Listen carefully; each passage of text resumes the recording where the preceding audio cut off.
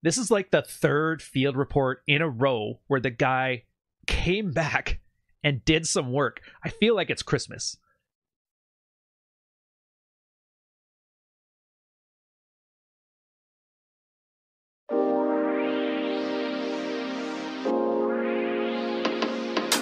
Welcome, another Mids Watch, Jack 10 of Hearts, and in this guy, eco-friendly throwaway, another married guy asking if he went too far with dread. Now, if you're new to the channel and you don't know what dread is a bunch of definitions, but I'll use the Jack one here, Jack 10 of Hearts, a very prolific poster where he calls it the process of teaching yourself not to be taken for granted.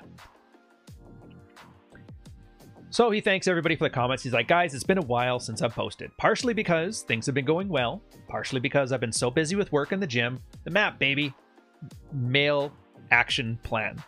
Not the other map. This shit works. This is awesome. In any event, tonight my wife started shit with me about how I don't treat her well and that she doesn't feel good about us and etc. And I asked her repeatedly, what the hell are you talking about? Negative inquiry. That's a tool. I'm not going to go into the details on the tools. I have a sidebar series that goes in all these descriptions, but negative inquiry is a psychological tool you use to handle these kind of like conflicts. But she couldn't give me an answer. I was using Amuse Mastery quite a bit, as well as repeating numerous times that she alone controls her feelings and it's not my job to constantly fret about them. Pausing here, notice he's talking too much. It's great that he knows all the tools, but it's like a basketball player who constantly describes how he's getting dunked on. Don't spout the rules, just play the game. So, where did he leave off? Oh, here we go. So he doesn't have the time and energy for this. Finally, she starts mocking him, and he won't stand for that shit. So he says, what you're doing right now is disrespectful and unacceptable. The last episode, by the way, dealt with, like, disrespectful stuff, so it'd be good to go back and get caught up. Now, admittedly, he's a bit angry. He gets up, gets ready to head to the coffee shop, and she's yelling about how he treats her like shit, etc. She won't stop yelling, so I finally say, this is your only warning. If you act disrespectful like this again, I'm going to ignore you. And secondly, if you don't like the way you're treated, you know where the door is. He's like so close to getting it, by the way, but he's like, he keeps screwing it up by talking too much.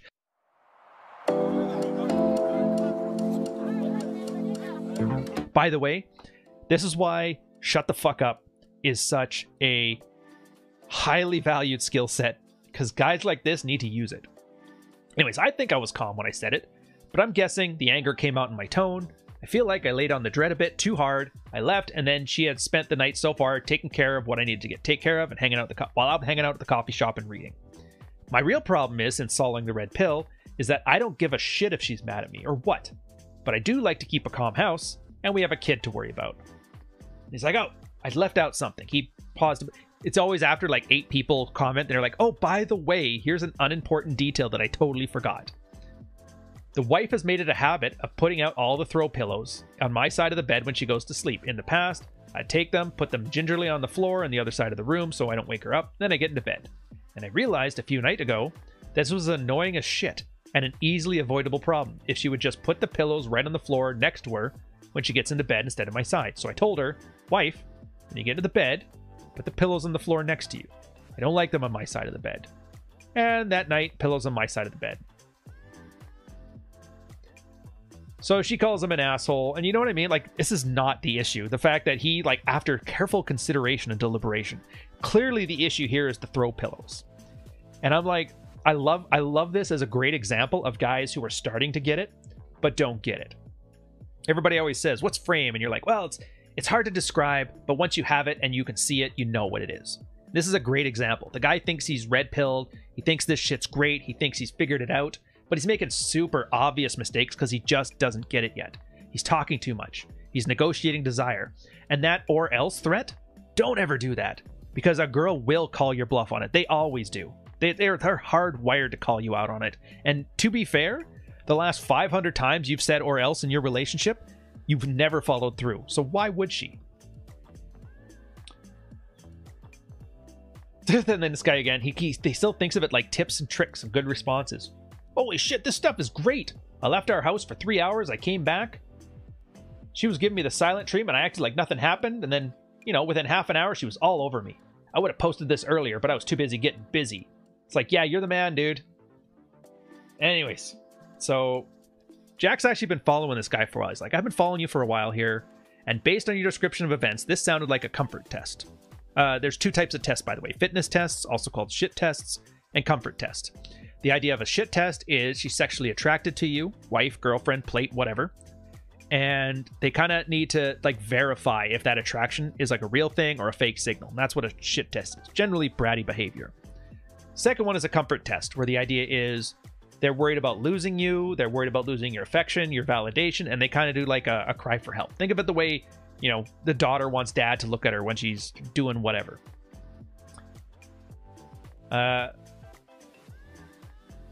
Anyway, so he talks about his map and being good at the gym. He's like, well, good for you that your goals are the work in the gym, but how are things going with your wife beforehand? You may have transitioned to, I'm so relieved my wife doesn't give me shit anymore that I don't respond like a beta bitch. And that's important. But the next step is actually enjoying your marriage. And I'll talk about this at the end. And then he kind of brings up the whole like spiraling hamster wheel shit the wife was like. Her previous shit test revolved around grievances and specific incidents. Not cleaning up your cup in the sink, and not taking her mom's bag downstairs. It sounds like if she's been shit testing you, she would use a specific incident. Since she was unable to articulate an actual problem, even if it is a fake problem,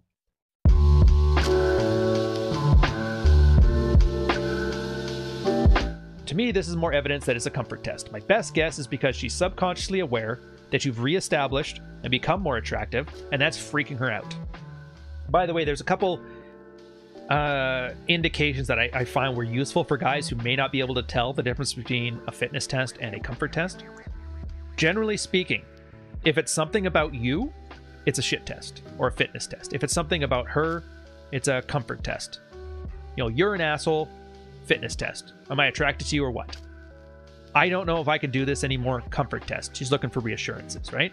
Now, whether you respond to them, there's a whole other thing. I'm not going to belate you on, or I'm not going to bother you with those ones here, but anyway, so the guy's talking about his amuse mastery, repeating his broken record, you know, repeating himself, and that you're in control of your anger or your feelings and not me. Jack's like, I don't think this was a good approach. First reason, techniques like amuse mastery or agree and amplify are best used when your wife is asserting or complaining about something trivial. You decided to go into checkout lane 4 at Costco even though checkout lane 3 was shorter. Now your wife is all, why didn't you pick the shorter line? Why is this guy ahead of us with 2 full carts? We won't get home by 5, blah, blah, blah, blah, blah. Those are amuse mastery situations. Those are agree and amplify situations. They directly give this isn't a big deal and I'm not going to give a shit. Now the direct, you don't give a shit about me confrontation is not a great candidate for amuse mastery. It was a little later, but it was 2 or 3 episodes ago where I talked about where a lot of guys who have difficulty doing this, and this is something we come up to, like this is like 6 months earlier than that, so we didn't know it at the time. But if you're not able to tell if it's a shit test or a comfort test, agree and amplify is actually a good tool to suss it out. Because if you use agree and amplify, and then she doubles down on the thing, you realize it was a comfort test. But if agree and amplify responds with something more akin of like, okay, I was spiraling, whatever, then you guess it right. So add that into this, just to be aware. It's one of the issues I guess you have with like going over old field reports from almost all the way up to a decade back, is there's a lot of things that have been kind of cleaned up and updated and refined and fixed in the meantime. So I just have to make an effort to point them out when they're there, so somebody reading this doesn't think, never use agree and amplify. There's a point. Secondly, though, you want to be consistent with your tone. It sounds like you started using amuse mastery. She kept harping about you don't give a shit about me, because amuse mastery is generally not a good response to a comfort test, and then you switch to being serious. And then she starts mocking you, probably because she received your amuse mastery and perceived it as you mocking her. Remember before the last episode where we were talking about bad responses to condescending behavior? You know, give it back in kind. That's how a child would respond. It's not adult-like. But the wife is doing it. It's like, yeah, when they're emotional, they're going to be more childlike in these responses. You just have to be ready for it. And don't play into it. That's her frame. Your frame is we're adults here and we're not going to yell like children. She was trying to be serious. You responded with amuse mastery. That hurt her feelings, you know, aka failing the comfort test. But then, when you started being serious, she saw an opportunity to hurt you by mocking you, since you had already failed the test. In principle, be consistent in your interactions. Now, ideally, you want to be able to identify them and be consistent in your interactions. If you don't know, agree and amplify, She doubles down this situation. So what you need to take this specific type of situation as an indication that you're misreading what she's trying to communicate. In this case, it's a comfort. She wants comfort. She's worried about losing you. She's freaked out that you're becoming more attractive, right? Learn it so you can forget it and start enjoying it.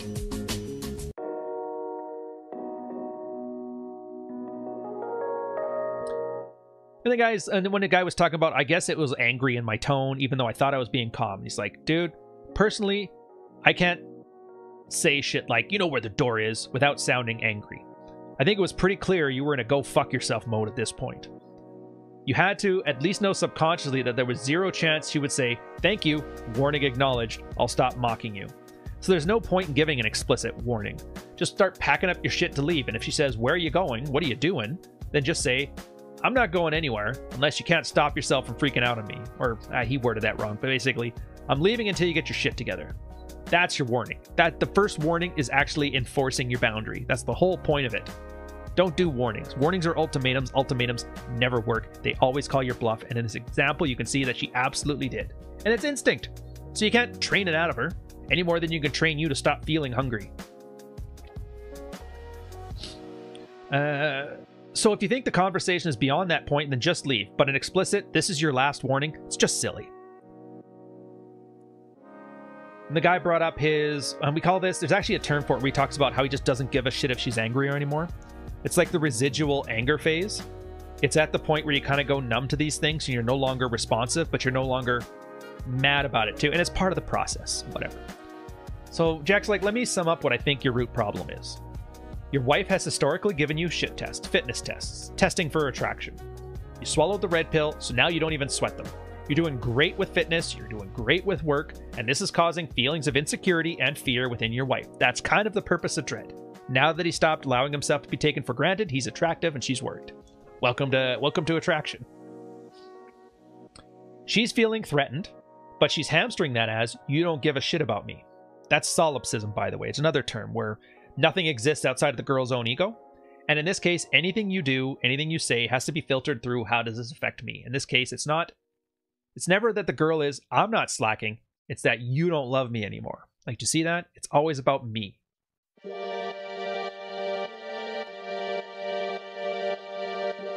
Because she's scared you'll develop so much value, you're actually going to stop giving a shit about her and go fuck other women. It's a limbic brain thing. It's in the back of your head, right? So now you're getting comfort tests, which are novel to you, and she wants you to reassure her that basically you're going to stick around. Now, the barrier I see most men have with comfort tests is this: you should still be investing time and effort in your marriage and making everybody around you happy. God knows I can't post without making the captain first officer analogy, so let me do it here.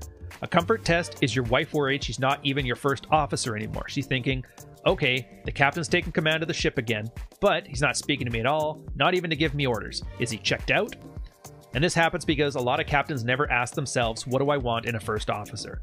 So then the wife does some desirable behaviors, they don't know how to recognize those and reward them, so they're relieved their wife has stopped giving them shit, but they don't ask themselves, okay, now that she's no longer a negative in my life, what do I want that's a positive? And you get back to that, because that's actually kind of a good point to bring up. And then 2, they just don't like their wife anymore. They've spent so many years basically henpecked as a bitch, there's just too much resentment. They relish the shit test because it gives them another opportunity to demonstrate their psychological dominance. They love comfort tests because they intentionally love failing them and letting their wife feast on her own insecurities just like they used to. And this is great in the short term for them, but in the long run just leads to a divorce. And they lose twice, because first the man got henpecked for most of the marriage, but then he got divorced for emotional abuse. So my recommendation for your next move is come back, comfort, give a little more, not much. Little goes a long way. Insight into your mouth. Something like, I'm improving myself physically and professionally for us. I want to live a long time, have a long marriage. He's basically describing something that's called the come to Jesus speech, and I'll get to that one too. So long term, if you want to avoid comfort tests in the future, reward your wife for being a good first officer as much as you dismiss her for being a bad one. So 2 things I was going to come back to. The first one is about the captain first officer analogy. It's obviously not ideal because, I mean, she's not a first officer. When shit gets bad, she's just going to leave. So you don't really have a first officer who's not invested. Daddy knows best tends to work better. The idea that you're the benevolent dictator handling these things and it works, right?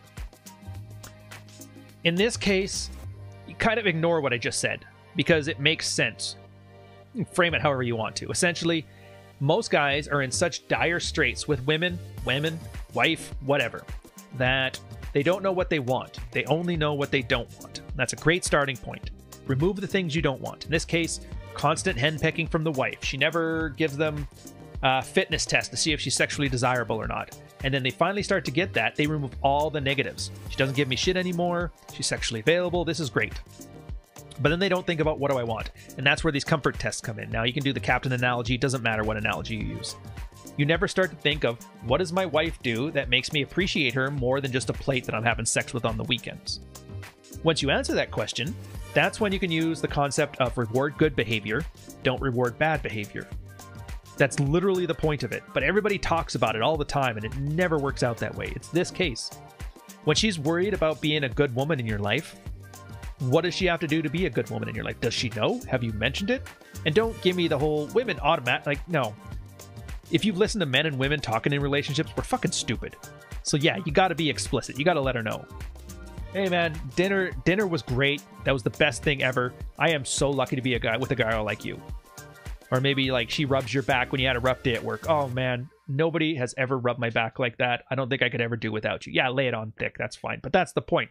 The things that she does when she wants to keep you loyal, you reward those things.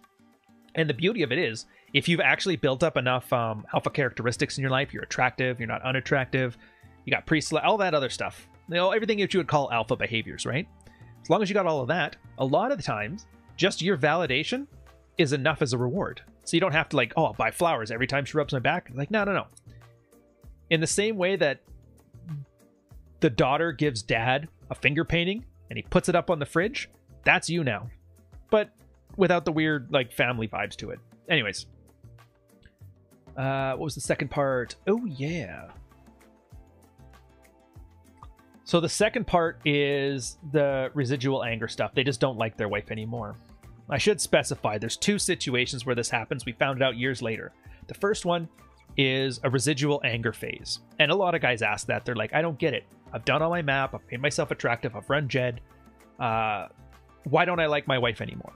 Those are temporary. It goes away. It's essentially the wife is still an example of how you used to be a piece of shit.